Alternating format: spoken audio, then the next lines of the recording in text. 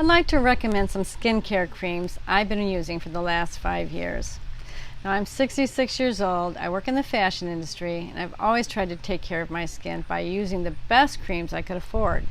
But 5 years ago I started using ZenJenSkin creams. And the reason I started was because their creams are 85% organic, plant-based skin creams, 100% natural. So there's no toxics going into my skin. I care about what goes into my body, and so that was important to me. But her creams are amazing. I've always used quality creams, and these compete with the best creams I've ever used. Now, I use the night cream for my day cream because my skin's so dry. But she has another cream for normal skin. I just don't have normal skin.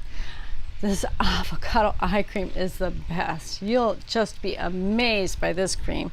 She has a serum to boost nutrients, if that's what you're interested in. I use this. And the crepey skincare. We all have that loose, sagging skin, and this plumps it up really nice.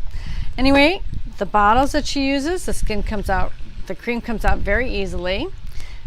There's no odors. It's scent-free, really. But the best part I love about these creams is the price. If she was a national brand, these creams would cost 2 to 3 times more than she's charging.